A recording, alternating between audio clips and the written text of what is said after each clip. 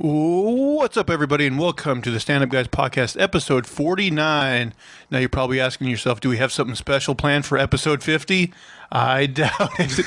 But really, I like to think that every episode we do is special, right? It has special elements. Some people could describe it that way. Anyway, I'm your host, the incomparable Zach Jones, and I'm joined in this endeavor, as always, by the Tweedledum to my Tweedledee, Lester Jones. Wow. That's me. Dum dum dum dum.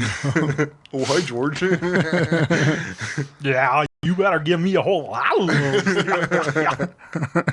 You're actually pretty good at that voice. Yeah, I like that one. And, of course, we got the ninth wonder, Chocolate Thunder, dropping fitties and grabbing titties, the nip flicking, deep dicking, swimming in boobies like Scrooge McDuck and rubies, the phenomenal A.J. Singh. I wish I had some fitties to drop. Would you rather have the fitties or the titties? Titties. No question. 50 is not going to buy you very many titties. Although, if you have enough fitties, you can get some of them titties. But if you got enough titties, you can get fitties all day. Are you a pimp in that scenario?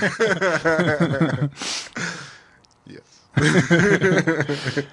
All right, guys. Any good stories from the week? You guys? Well, I guess we should mention that since we're in Portland, this was literally hell week. Oh, God, it was awful. In case anyone's wondering out there, gee, I wonder if it'd be fun to be in an apartment with no air conditioning at 116 degrees.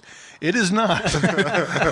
Spoiler alert on that one. Yeah, we thought we were being clever by going out of town.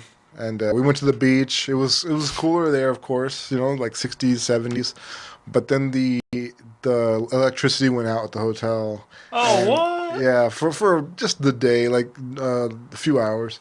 And but I mean, it sucks. You're at a hotel, you're paying all that money, and it was like the hottest part of the weekend at the beach, though. So it actually got to the 80s then, and we were getting hot in the hotel room too. So and the beach, it was just. It's not as good as Oregon beaches. I gotta say, Oregon beaches are special. They're beautiful.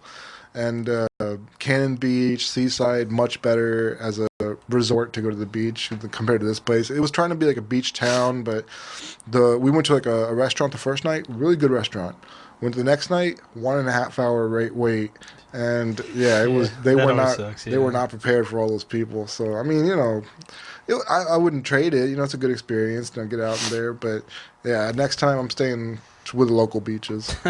Right now, our Washington listeners are like, fuck you, our beaches are better. You just didn't go to the right one. Maybe. There's probably some nice beaches, I'm sure.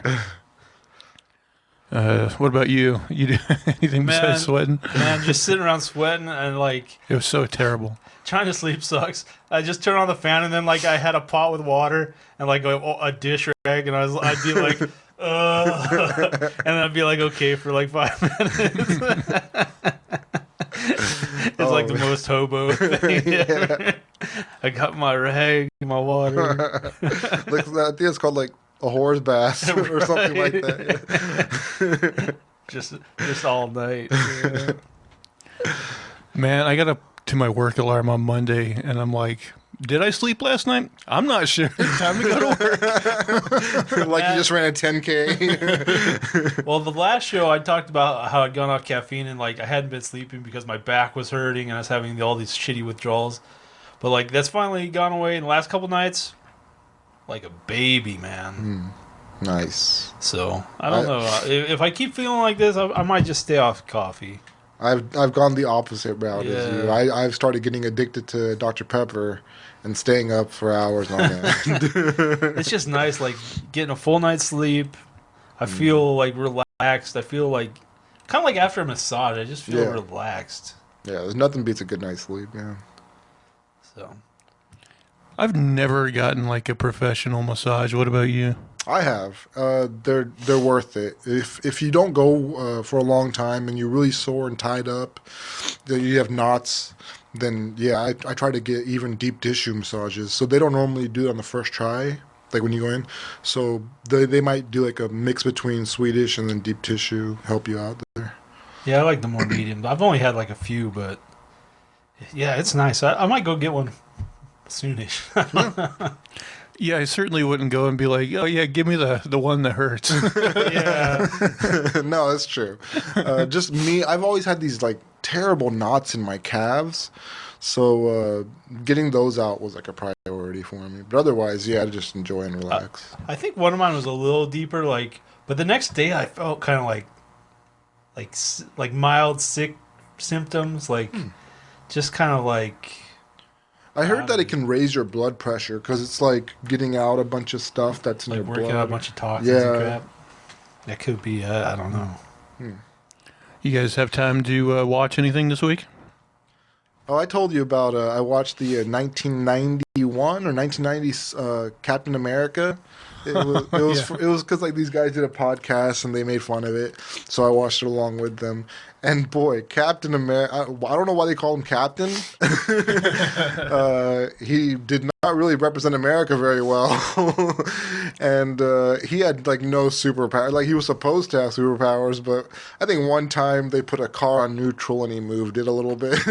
Like, otherwise, yeah, he got shot a few times. Other stuff happened to him. He just wasn't. He got his butt kicked by Red Skull. So I don't know. He's pushing that car 20% faster than a normal person. That car should be going 4 miles an hour. What's that under his suit that looks like a hernia? Oh man. But yeah. There are like some super like hero properties out there that I know exist, but I would never watch them. Like that one. I know there's like I was telling you, the Nick Fury movie with David Hasselhoff. Yeah. And there's a movie that was never officially released, but I guess you can find it online and whatnot. Like, what's that? Richard Corbin, is that the guy that's famous for making shitty movies? Corman, I think. Corman. Mm-hmm. He made a Fantastic Four movie. I've heard of that one. And it's supposed to be just fucking god awful, but it's like, but basically they only made it to reserve their rights. Yeah, they never meant to release. So it. Zero budget and like, yeah. It just has to be called a movie. I also know they did kind of a similar thing. It wasn't a rights thing. I don't know why or how they made it, but they made like a Justice League movie, and I saw just like stills of like the costumes and stuff, and it looked so fucking cheap and shitty that I was like, God damn, that's got to be terrible. I mean, even when you look at like movies that were popular from like a long time ago, like, you know, Thor movies, like from the 70s or 80s, like they didn't have the graphics or anything to like really make them look powerful. So they had to like figure out other ways to like do it, you know, like props and stuff. But I mean, we're in the golden age of superhero movies now. Now they can actually show you these people who are OP, like overpowered. Like, you know, it's, Superman, I think on screen has been shown to be like the most powerful. Because, like, when he punches, he's flying through the air and punching, and you're going, like, acres. You know, you're flying, like, a long distance. So, I mean, they really can display now, like, the true power of the superheroes. It's pretty cool. Yeah, definitely. Yeah, it's come a long way. Mm-hmm. But back then, it was nuts. Hulk was not bad, though, for that age. Because Lou Ferrigno, you can get a bodybuilder to play that guy. Yeah, I might have saw some Hulk episodes when I was a kid, but I'm sure I've seen a couple. Yeah, I think I probably did, but it is funny that like he turned into a completely different guy. Yeah, I mean that seems like a rational way to do it. Yeah. Oh man, what about you? You watch anything? I didn't. I've watched very little this week. So I've been trying to shut off all the TV and screens at 8. And so maybe I've watched a couple Broad Cities. I went and watched the Bad News Bears from like the 60s, which is pretty good. No, it was like 76, I think. Was it? I think so. I thought I said it was this. Yeah, it might have been 70s. So, but yeah, kids are pretty good. There's like kids running around drinking and smoking. He's drunk all the time. They don't make movies like that anymore. I mean, they did remake that movie, but who knows? It was probably more sanitized. I don't know. Yeah. I don't know how you get kids smoking, like how you pull that off these days. Yeah, no. Yeah, I mean, you could probably do it, but... Oh, Michael Bay could figure it out. He got Megan Fox to do, like, erotic scenes when she was like 15. Ugh. Michael Bay. You say. The only thing I watched is, and Was this that is the Ninja Turtles? What was it? Not Ninja Turtles. Transformers, maybe. It was even before then. It was some other movie that. Oh, Yeah. like I'm trying to think of what Michael Bay would have done. The only thing I watched, and this isn't new, it came out a couple years ago on Netflix. There's a 6-episode miniseries called Bodyguard. It stars, I believe his name's Richard Madden. He's the guy that plays Robb Stark in Game of Thrones.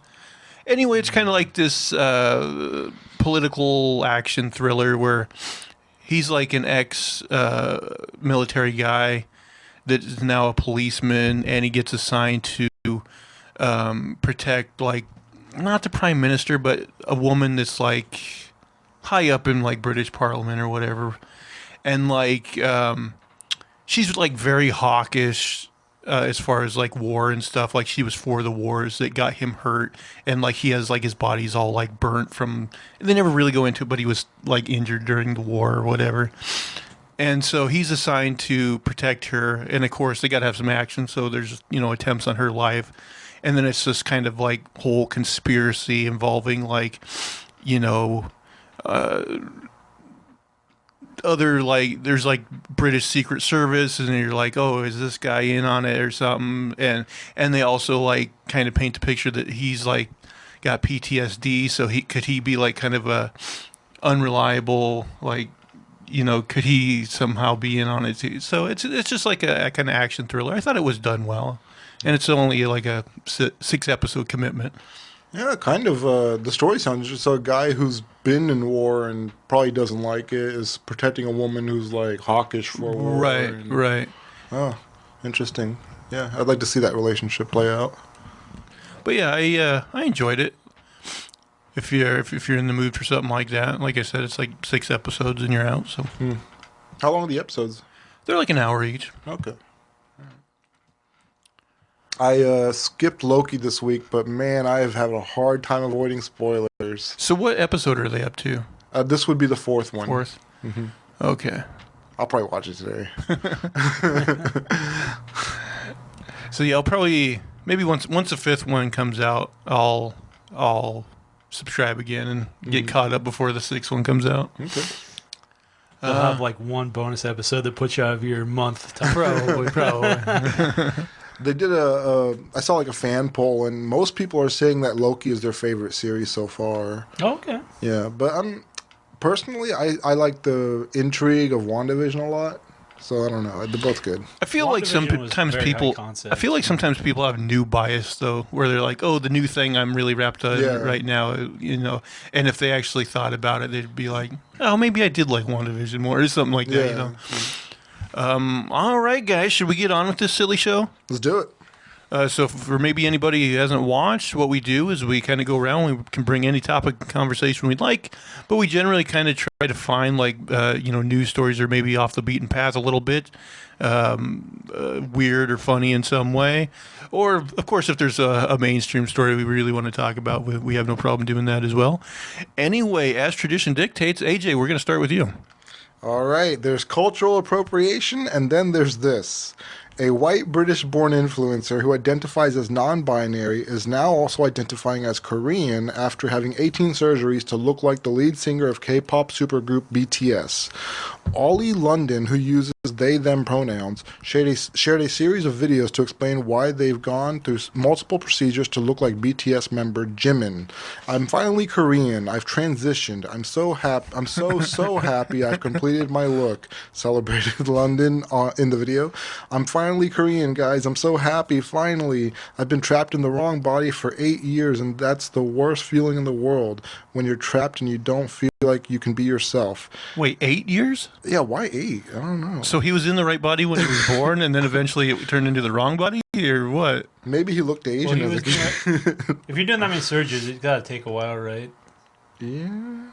Oh, so maybe he started. So it's like an 8-year process to become Korean. Or maybe he didn't realize he was Korean until he like hit puberty or something. Yeah. As for the latest work they had done, they're ecstatic with their new Korean eyes, new Korean brow lift, and new Korean temple lift. In another video in which London speaks in Korean, they say they've always identified as Korean, explaining, "That's just my culture, that's my home country, that's exactly how I look now." London, who added that their Korean name is Jimin, acknowledged that it can be confusing because nobody's ever come out as Jimin or Korean. So I wonder how Koreans feel about this. They're not happy. Well, I could totally understand if a white guy all of a sudden pretended like he was Indian and then started representing what Indian is to other people. I'd be like, no, don't look at him. He's not the real thing. Like that's bad. That's just what he thinks it is. The guy from The Simpsons comes back. Exactly. Like if somebody just do on an accent. It's not racist now. If they became like a Hare Krishna and do on an accent and became like, that would be horrible. So I could definitely see how Korean people would be like, yeah, this is not cool. I've always wondered, like, if I could convince people that I'm pan-racial, like, how much can I get away with? Like, I can make, like, an offensive, like, Chinese voice and be like, well, today I identify as Chinese. This is my culture. On Ancestry.com, I'm 1% unknown. It's definitely possible. I mean, this guy clearly has some issues. He really wants to be that guy from BTS. So, yeah, I think he just took the different route than other people normally take to become their icons. And he just literally tried to become him. That's it. I mean, he didn't try singing and practice that or anything. I have no skills. Yeah. I've never heard those guys' music, but, like, I've heard of them. So, like, they must be big. Yeah. Yeah, I know they're big. I haven't watched any of it either. I'm stupid. I've heard of their McDonald's meal. If you buy it, you can get $70 if you just save the packaging and sell it on eBay to somebody in another country where they don't get BTS meals from McDonald's. Whoa. I mean, we should get in on this. Are they still selling them? I don't know if they're still selling them. Damn. But yeah, I mean, it's nuts. But it was like the Popeye's chicken sandwich. Like people were going nuts over this BTS. We should also buy a couple and just save them for century or like a couple decades, and then be like, "Hey, we got these pristine BTS meals." Yeah. There's also that We didn't even eat the hamburger. It's still that Among Us nugget. Did you hear about that? It sold for $100,000. It just looked like an Among Us? Yeah. Wow. 100K. Yeah, man. I mean, That's like that. There was recently like a rapper who threw like 100K into the ocean. oh, he got in trouble for that, didn't he? Not that I know of. I don't know. Oh. Or I'm thinking about He somebody. was like one of the ones Donald Trump pardoned, I think. I think that's what it said. God. I was like, what the fuck? He should get in trouble for that, throwing 100. Why did he do it? Just to do it, right? Probably publicity stunt, or I don't know. Well, let's go swimming. I know, right? There's a lot of people like, I could have used $10. Yeah. Dude. That's like, yeah, just pay off my house, man. Come on. All right. Well, All right, manifesto round one. Well, of course, the big story of the week: Bill Cosby freed from prison, his sex conviction overturned. So he's been in prison for like 2 years. Yeah. What a mess. So you hear like the legal loophole that happened? So Right. So they made some kind of deal with prosecutors, and he had admitted some stuff on tape, but then they used that in court, and they shouldn't have. yeah, because the second prosecutor took over later, and he used the evidence from the first prosecutor, Right. even though he wasn't supposed to. So basically, they caused a mistrial. Yeah. And now he's back out. Now I'm thinking with 60 people, is there no one else that can like charge him with anything, or like? Well, I remember statutes. I remember at the time, almost all of them were past the statute of limitations. There was just a couple floating. that they were able to use. So yeah, crazy. Our justice system is so fucked up. I mean, this goes to show you that, like, if you're rich, you really do have a totally different justice system than the poor. Well, I mean, they did fuck up. Yeah, legally, technically, yeah. But I mean, think about all those people who are in jail for like minor drug crimes that, landed them into like more time over, Oh yeah, there's people in jail in their entire life for marijuana possession. Yeah, I mean, it's just. I mean, it's definitely not right. Yeah. But just the fact that one's legal and one's not. I mean, essentially, this is more like the way things are supposed to work. Is that like it's more likely to be lenient than like fucked up, even though this is fucked up. Yeah. But like, there's so much stuff skewed the other way. Mm-hmm. But see, to me, like I know there's the whole thing like you can't be tried for the crime twice or whatever. But to me, logic would say, like, okay, we've discovered that trial, there was a problem with it, it's a mistrial. We shouldn't just let him out forever. We should go, okay, we're going to redo the trial under these new parameters and see if we get a different result or the same result. Like, to me, it should be almost like the original trial never happened. So he's not being tried twice. He's just being, like, retried or something. Or not tried twice, like the other one was basically annulled and thrown out. That's the way I think it should be, but I don't know. Yeah, I don't know. But I mean, he's probably like one of the biggest serial rapists of all time. He does 2 years in jail and he's fucking free. Well, the thing was, he was only going to serve like 3 to 10. Yeah, but he was gonna die in prison probably. Like that would have been some justice. I mean, I don't know. I mean, he could have got out like a year from now anyway. Like 3 to 10. He's already done 2. I thought it was supposed to be 10 years. Yeah, I thought it was going to be 10. But well, it was probably like 10 years, 3 with good behavior or whatever. Or potentially lessened, but a minimum. I mean, but his 3. crimes are so heinous that... Yeah, you wouldn't think so. I mean, it should have been life in prison to begin with. I mean, that's just... I don't know who they were trying to appease with this, to be honest. Like, I get that technically they had to do it, but I mean, I think technically they could... There's a lot of things that could be overturned, you know, like that we don't see, that don't get done.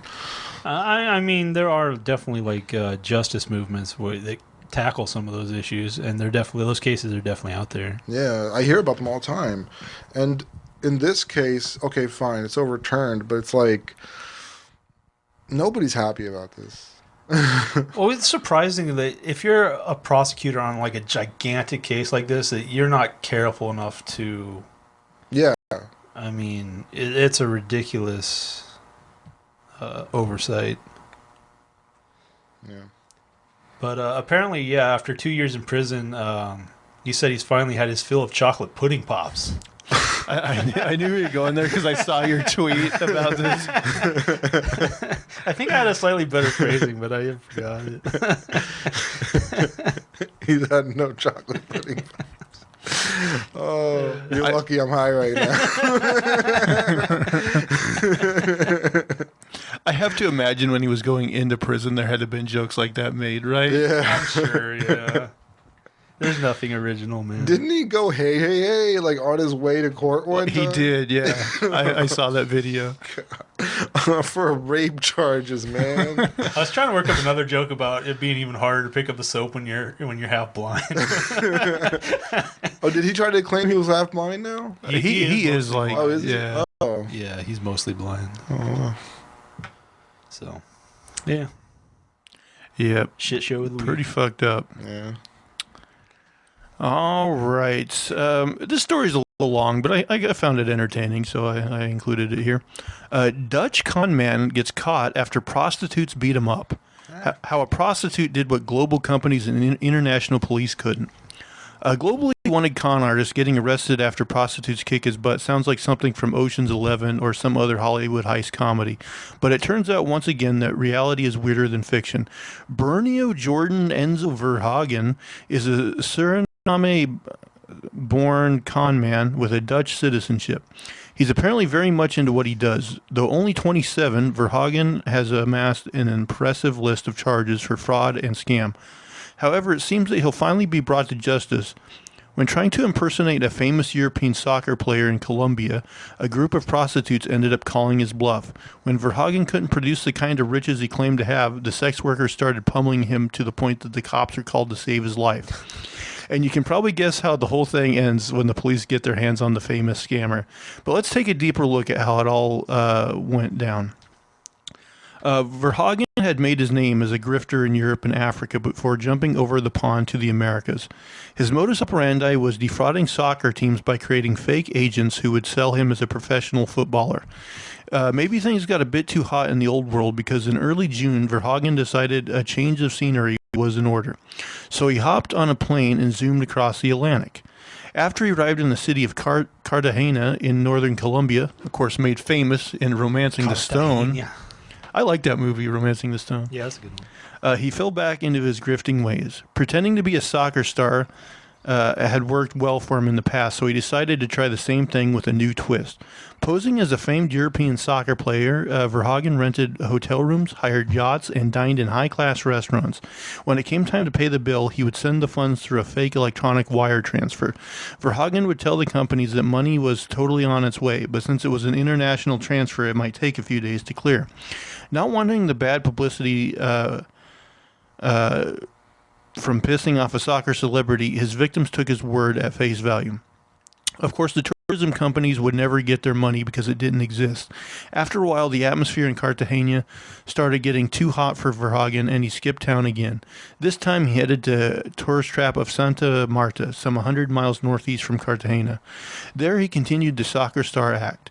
Established businesses kept falling for the scam, but when Verhagen ran into the fateful group of prostitutes, he had hired the prostitutes for one more night of fun and games before leaving Santa Marta for another location. But when it came time to pay the women for their services, Verhagen ran into an issue. The prostitutes didn't accept a wire transfer. They wanted paid in cash, and they wanted paid now. If there's any moral to this story, let it be this. Don't mess around with Colombian hookers.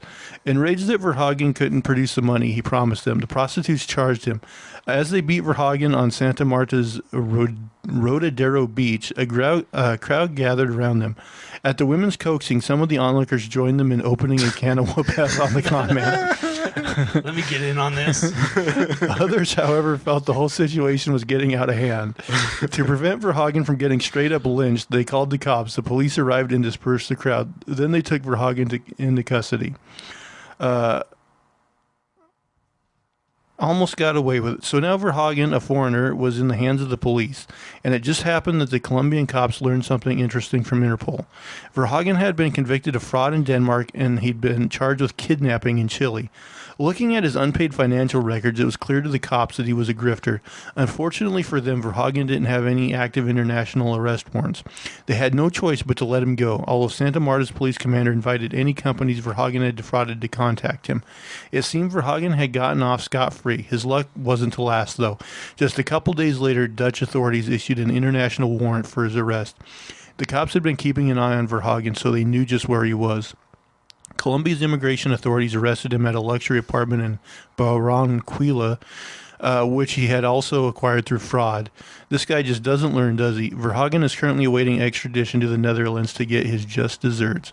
But man, what a life like this guy leads. Like, not only is he like this like fraudster, but like he goes all over the place, all these exotic places. Yeah, Well, you got to spread it around because you can't Yes, go back. yeah. You get found out in one spot, and then you're like, "Oh, I'm burned here. I got to go to burn this can't do it bridge." forever.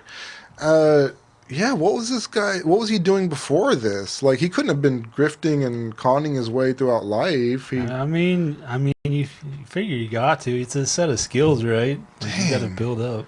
I thought he just looked like a soccer player or something, but maybe That's another thing. You figure like they like soccer enough down there. That's what I thought the story's going to be like. These hookers going to be like, you don't play soccer. Yeah, those hookers were smart though, man. They knew to get They're like, that no cash? That's it, buddy. Time to get your ass kicked. Yep, there's two ways out of this. But like, was he surprised that prostitutes wouldn't take a wire like transaction? Like, are there prostitutes that do? Yeah, you probably should have put that up front to see if it was game or not. Not just been like, that was fun. Let me wire you some money. Checks in the mail, ladies. At least have a few bucks backup. You never know. I would think in this day and age, prostitutes take online payment, right? Venmo and stuff like that. It's all there. I mean, I'm sure they take that stuff, but you can get a PayPal instantly. Oh, okay, yeah, there you go. know.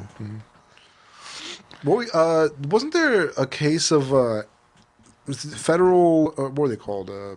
the president's bodyguards, Secret Yeah, Service. Secret Service. Didn't they have like a case in Colombia too with prostitutes? Oh yeah, there was some scandal. Man, Colombian prostitutes don't mess around. If you're going to Colombia, you're gonna want those prostitutes. Apparently. Bring cash. Yeah, lots. Okay. Don't forget your cash. Tried swiping a credit card in their butt cheeks. It didn't work. Well, that was my story. I guess we'll go to AJ's second story of the week. All right, this one has Florida written all over it, I'm sure. Let's see. Man rescued after being stuck in North Bay fan shaft for 2 days. A man who was stuck for 2 days inside in a shaft of a vineyard fan outside Santa Rosa was rescued Tuesday morning, officials said.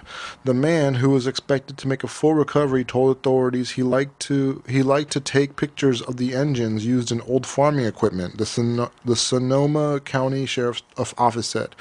After a thorough investigation which revealed the farm equipment wasn't antique and the man had been far more methamphetamine than camera equipment, the motivation to climb into the fan shaft remains a total mystery. The sheriff's office wrote on Facebook, before the bizarre discovery, the sheriff's office received a complaint regarding a suspicious vehicle that was parked on a private property along the 2800 block of Piner Road. A responding deputy spotted the car, but they couldn't find the driver. The deputy did see a hat resting on a piece of farming equipment nearby. When they went to go get a closer look, the deputy found the man trapped inside the fan shaft. The man did need medical treatment, though the sheriff's office did not elaborate on the condition other than to say he was okay. He was not arrested. He'll be charged with like trespassing and stuff like that. But okay, fine. A snake, I get how it crawls into an engine. A squirrel, I get why it crawls into but humans, why would a shaft? There's a video on TikTok of this family that's on a raft, and it goes into a tunnel. Okay. And the tunnel is underground, and you can't see where it ends. Oh. Like, the guy taking the video is like, oh. And, the first comment is, we all float down here. And that's what I was thinking, too. I mean, what are the survival instincts of these people? To let themselves just go in these places? I don't know, man. Yeah, man, I don't know either. Just no survival instinct. That's all it is. These are the people in the horror movies that run up the stairs. Yeah. Man, there's just one site I used to get a lot of news stories from, but I would say at least 50% of the stories on there now are just this animal got caught in this weird thing, and the rescuers had to get him out. It's always Australia too, right? A lot of them, I'm sure. I couldn't live in Australia. That's like a horror movie. Yeah. Man, I think we might have talked about it. Yeah, all the shit that lives there. But I saw these pictures where maybe we talked about this too. I apologize if we did. But these spiders were making cobwebs or something. But when the wind would blow them all over, and it would just be sheets of spider webs all over the place. Yeah. I was like, God damn, I don't want to live there. I just hate spiders. One time I stepped on a spider and it was pregnant. So when I stepped on it, all these tiny little spiders crawled out everywhere. I had that happen once too. Me and Lester used to work for a department store called Pomida. And in the back one day, there was this huge spider, and I step on it, same thing. All these babies just fled out. So I'm stopping, I'm putting out a fucking fire, you know? You didn't get them all. Some of them probably crawled on you or something. It's just, oh man. It was nasty though. Yeah, that is a bad experience. Yeah. All right, I think we're ready. Manifesto round 2. Okay, another big story this week. A little bit of backstory. So, apparently Britney Spears, she had kind of an emotional breakdown in 2008, and the courts put her under... And every year before and since. No, I don't know about that. But, the courts put her under a conservator, system where, her dad is in charge of her finances. Yeah. And I think after some time they put another woman in charge of like her health and stuff. But so it's been like 13 years.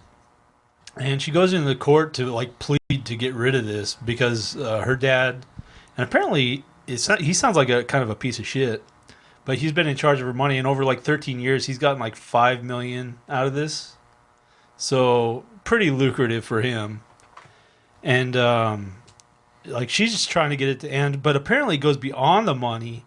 Like she has a birth control device implanted that she can't get removed.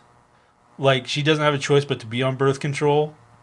And and I don't know, it's just and also she can't get married. She can't make the decision to get married. I heard they have her on like drugs too, like it's just medicated. it sounds really bad, really. I know there was, recently like a documentary about all this stuff. I didn't watch it because I'm not really into all that kind of stuff. But yeah, that sounds pretty bad. I know. Like on a Tom Segura, they like showed a video of her, and like she definitely seemed like.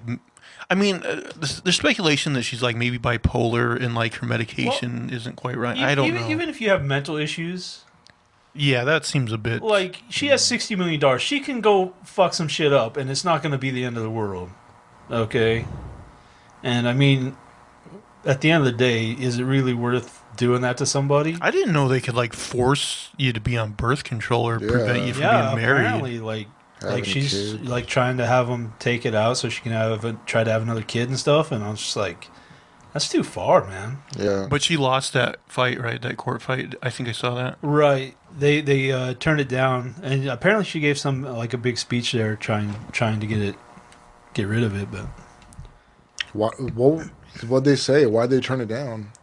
apparently she can go try again, but I don't know the exact reason why they wouldn't let her.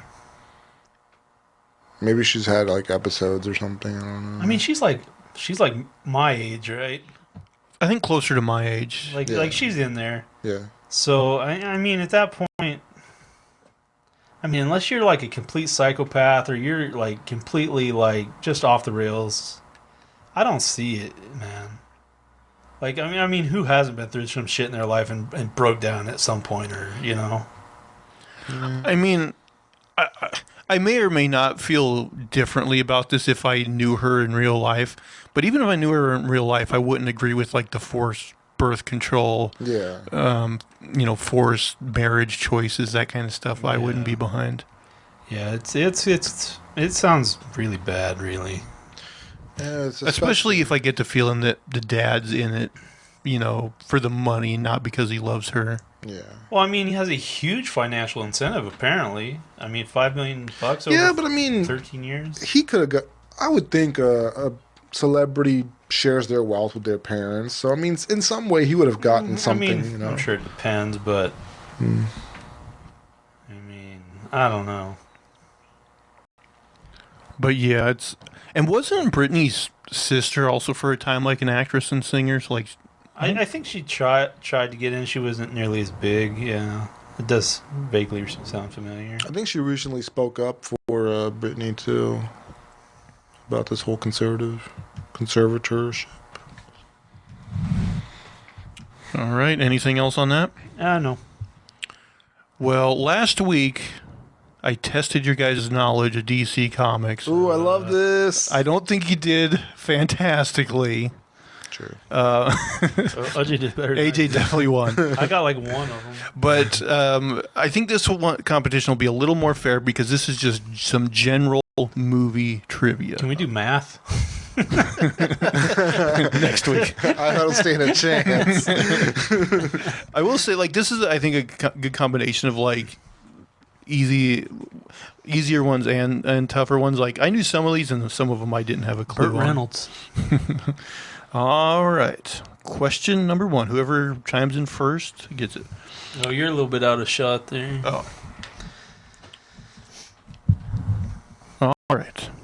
Question 1. What are the dying words of Charles Foster Kane in Citizen Kane? Rosebud? Lester gets the point. And I can't keep track of your own points because I can't do it. This one might be tough. At one point, I knew this one, but I don't think I would have got it if someone just sprung it on me. Who played Mrs. Robinson in The Graduate?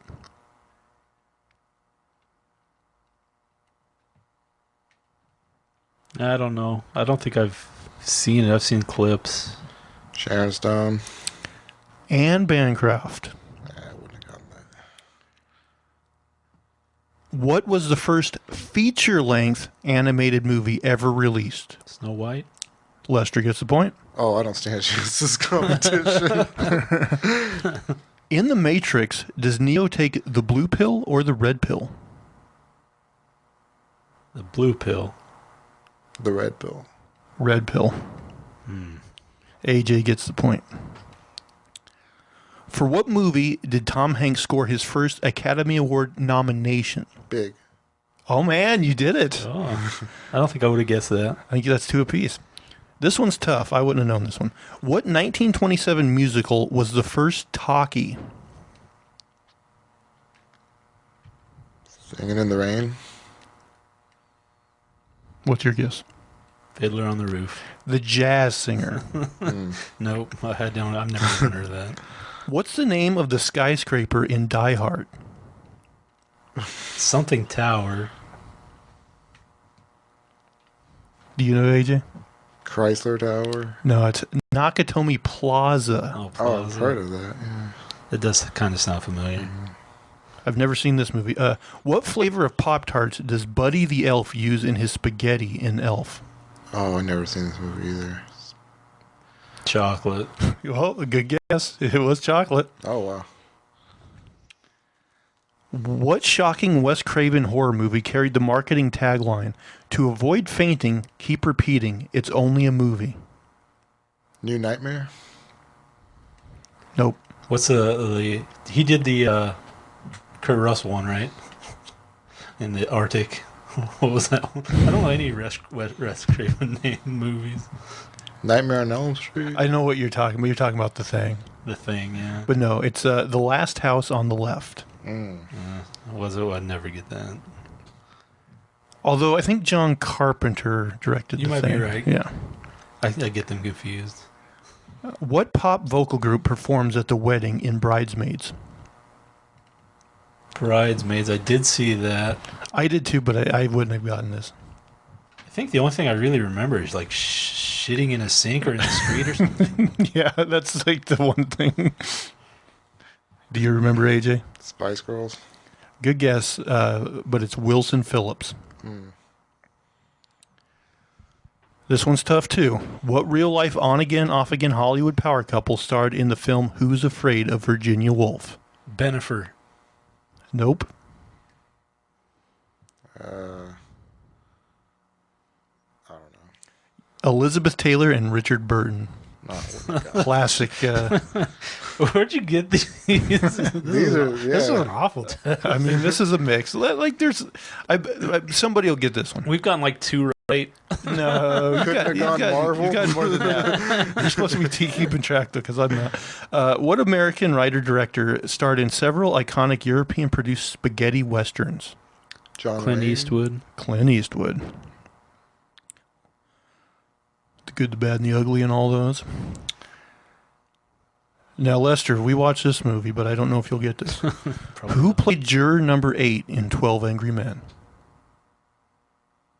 I mean, I remember recognizing some of the people. It's not the grandpa from Problem Child. No, he was in it, but I don't remember his name. The guy who does the voice of Piglet was in there. It wasn't him. I mean, this is the main guy. Oh, was it Gregory Peck? That's a good guess, but no. Do you have any idea, or do you want to just throw out a shithouse guess? Henry Fonda. Oh yeah, Fonda. That is a good movie, though. 12 Angry Men. Yeah, it was I pretty liked good. it. Okay, AJ, this one's for you. Although you probably both could get it. The head of what kind of animal is front and center in an infamous scene from The Godfather? A horse. A horse, yeah. Okay, AJ was first. That was a tie. I think you got it before you. Yeah, Just he might have. what TV show was Jack Nicholson referencing when he ad-libbed "Here's Johnny" in The Shining? The Tonight Show? With? Johnny Carson. There you go. What critically panned 1984 country musical comedy starred Dolly Parton and Sylvester Stallone eventually became a cult classic? Cobra. No, what's it called? Not Cobra. It's a Western / It's a country musical comedy. country music comedy with Dolly Parton. I wouldn't have got this one, but I did listen to the How Did This Get Made episode about this movie. I've seen that episode. You guys want me to give it to you? I can only think of like what has she been in? Like 9 to 5. Well, what was it? Wasn't there Iron Tulips or what was that called? Oh, Steel Magnolias. Steel Magnolias.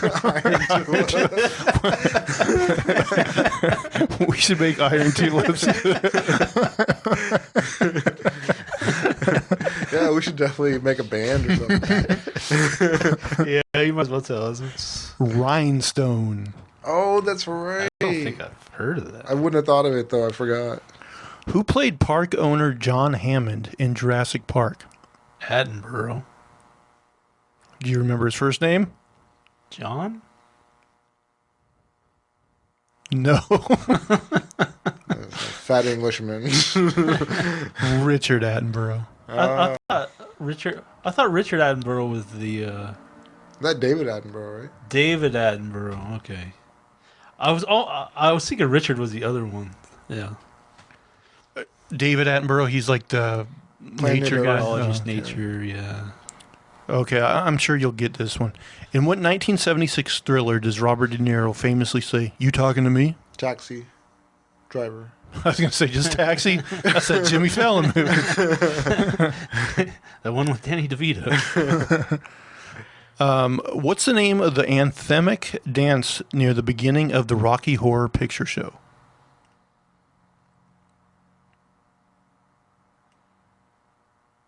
I don't know. Don't they do I've never seen it, but I knew this answer. what is that song? It's like is it like an opera battle or ballroom bash? Monster Mash? Good guesses, but let's do the time warp the again. time The warp. time warp. Yeah. I don't even know what that is. Definitely, yeah. And last one here, you guys, I think, will be able to get this as well. For what movie did Steven Spielberg win his first Oscar for Best Director? Jurassic Park. Your guess?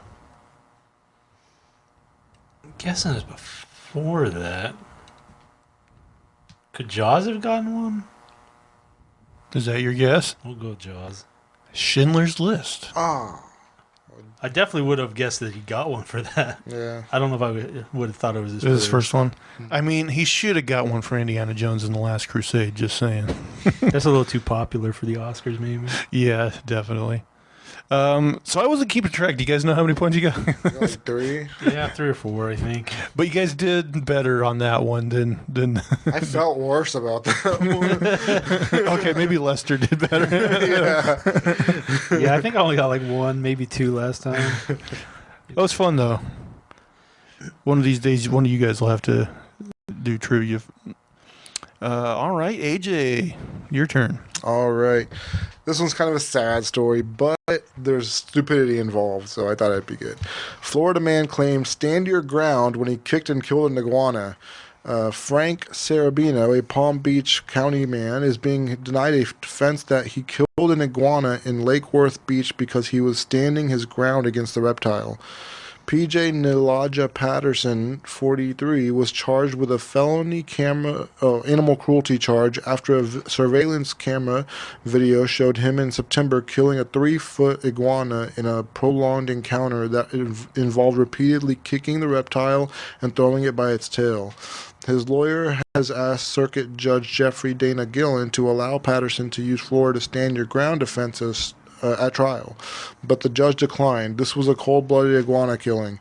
This is perhaps the most imaginative invocation of Florida stand your ground law, unless the guy unless you count the guy in the Wesley Chapel movie theater who claimed he needed to shoot another movie patron because he was standing his ground against a thrown popcorn attack.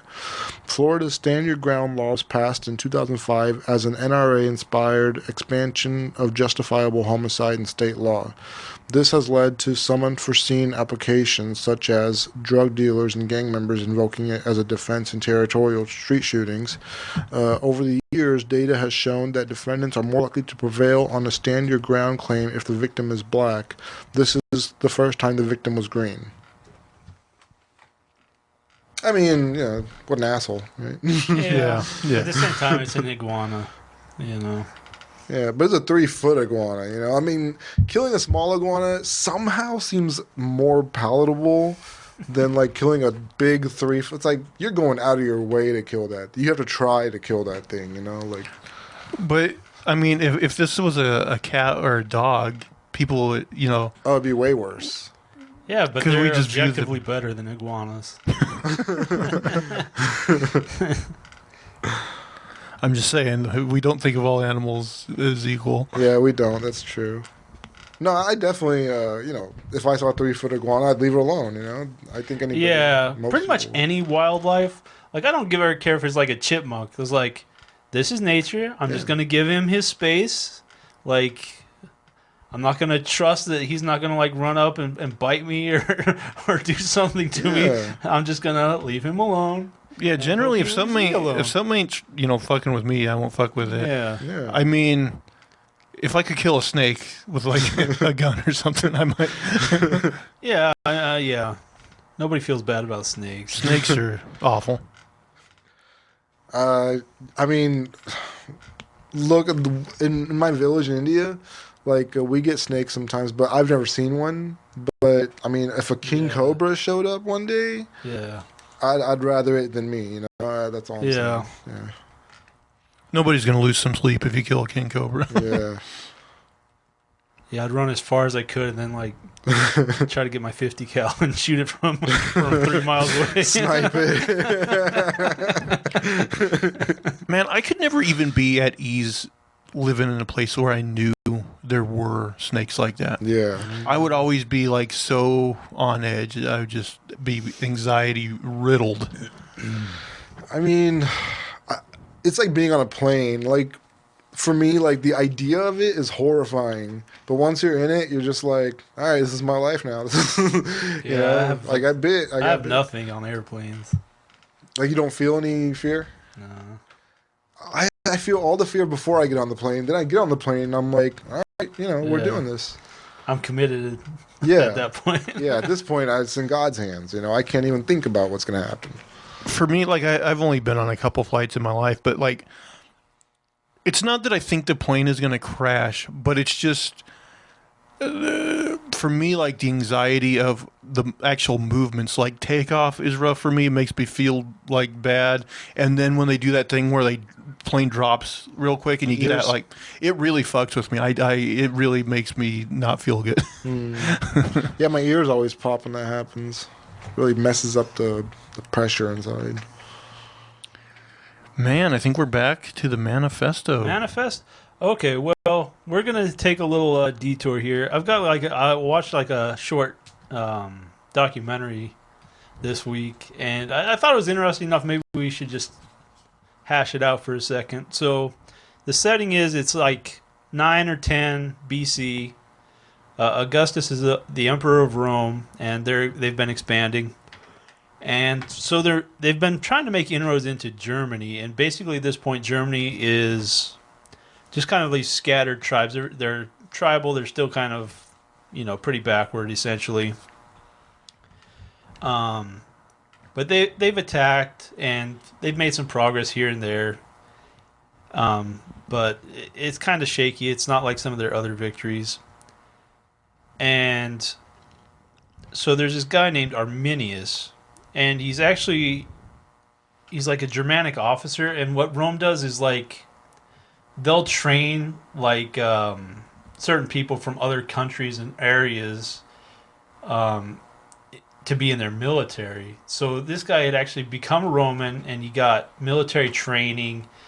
So he knows kind of how the Romans are operating. He knows this kind of stuff, and he's assigned as kind of like an officer in this guy's name is Varus, and he's commanding roughly like 3 legions in the territory up there. And so a Roman legion is like 4,000 to 6,000 people. So this guy's got 3 legions, maybe like 15 to 20,000 men total. And so he's been appointed, but he's actually, his background is he was a lawyer, but through some like political connections or something, he's assigned as a general of these people. And his name was Varus. I forgot his first name. But so he's kind of incompetent. And so basically they've been up at the border at the Rhine and between Roman territory and the Germanic territory. And Arminius sets a trap for him, basically. So basically they're marching from one location to another location, and this guy sets a trap. Like he decides that like a very specific time in the march he's going to go to the leader and he's going to give him some false info. So he goes to him and he says, oh hey, there's an uprising happening over in this location. And basically Varus, he decides, okay, he's going to go take care of this problem right now. But the point they're at the march, the fastest way to get there is through this really shitty forest. And they really don't know much about it. And so he just kind of makes this bad decision. He's like, okay, we're going to go through this like shitty forest and go take care of this. I hear footsteps. Just a second, I'll be back. You might have to edit. Well, while he's going, AJ, let's do one of these cards. Yes. If you could have anything for breakfast every day, what would you have? Whew, that's a tough one, but I think I got to go with my favorite food. That's got to be chicken fajitas. For breakfast? Oh, you know what? I mean, it's tough because I do love bacon and eggs. I had eggs this morning. Just reminded me how good they were. I'd go with, you know what, pancake, bacon, and eggs. Yeah, I also have like it. This is a basic bitch answer, but I would go with French toast and bacon. Okay. I love French toast, and yeah, I mean, like my favorite food is pizza, but I don't think I would want that for breakfast. Then you'd probably just have like heartburn all day and feel shitty or something. Mm-hmm. But yeah, I would definitely go for the old French toast and bacon route. All right. Yeah, I like French toast a lot too, but I don't know. The texture of pancakes it does it for me. I don't know. I like pancakes, but there's always about a 50-50 chance that I'll get Montezuma's revenge. Oh, okay. All right. Okay, I think we're back to the old Romans and the Germans. Okay, so that might require some editing. My kids showed up. I'm not going to edit it. So where were we? We were... Okay, so he hatches this plot. To get him to go through the forest. He makes this decision to go through the forest. Now, this guy is kind of grouped together a number of these tribes, right? And because they have anti-Roman sentiments or whatever, so he kind of gets them banded together. And so they're all part of this plan. And now to go through the forest, these legions, they stretch out for like 10 miles. They're they're stretched out and thin and going pretty much single file through this forest or whatever. And once they get into a certain point, these tribes, they start attacking from the rear end, and they just kind of like systematically like destroying them. Now, also, like in this territory, part of this plan, this forest comes to a certain point where it's super dense on one side, like you can't go through it. On the other side, there's this bog, and then there's like 100 feet where they're going to have to pass through. And they build a wall, like right across this passageway. And so the front of the line gets there, and they start getting attacked, and then like everyone's like, spears and arrows into the line, and it's just like they just slaughter like all 3 legions, and it's like 10% of the Roman army. And they kill pretty much all of them. Yeah, that actually kind of reminds me of the 300, where they also use the terrain to their advantage, like because they go into like that where there's like they're in like kind of valley where there's like tall rocks on each side. The hell point. Yeah, and it kind of makes it so like even though the other side has bigger numbers, they kind of have to go to this choke point, and they can't really take advantage. Right, they can't go around them, and they're just getting like slaughtered. Yeah. So it kind of reminds me of that. I mean, this guy. I mean, he did everything. He sets up this ruse. His timing is like perfect to get him, and like the ploy works because the guy's kind of like he's not a great general. Now, how exactly does he set up the ruse? Like, how does he get the information to the other side? The thing is, he's not separate. He's a Roman citizen. Like, he's been trained in the Roman army. He's a Roman citizen. He's an officer under this guy. Because Rome would take people out of other civilizations and basically groom them. But, like, he's on both sides. Oh, so he's kind of like Benedict Arnolding. Right, so he comes up to this guy, and he's like, there's this, this problem up here. And the guy's like, okay, let's deal with it. Oh, okay. He takes him straight into it. So he's basically setting these guys up for his own side. Right. Oh, okay. And so, like, after this victory, like, it's kind of sad because for, like, 10 years, like, he went back and he was still trying to, like, bring these tribes together in, like, one unified force. And basically he fails at it. And, like, 9-10 years down the line, like, one of the... they decided to kill him or whatever. And so he gets killed, and basically Germany goes back to being like a barbarian state. But amazing victory. Yeah, I mean, they at least kept the Romans out, Right, and they didn't go back for a long time, I think, until like Marcus Aurelius. So. Did he get there? Did he get to Germany and take it over? I don't think he took it over, but I think that's like they didn't fight him again really for a long time. Yeah. Well, how about that? This show. Well, first of all, anything to add on that topic? No, just a history thing. A little bit of everything on this show: prostitutes, trivia, history lesson. We give you guys everything. Well, all right. We do appreciate everybody who listens. Please give us a like on the YouTubes. Subscribe, leave comments. On as far as podcast feeds, give us positive reviews. And why not, for a good time, follow us and talk to us on social media. Guys, where can people find you on the Twitter? I am at a name for this too, and that's number 2. At unsolicited SUG. And you can find me at Zach Jones Live. That's ZACHJONE. Jeez, I can't even say my own name. JONESLIVE. And that'll do it for all of our shenanigans and poppycock this week.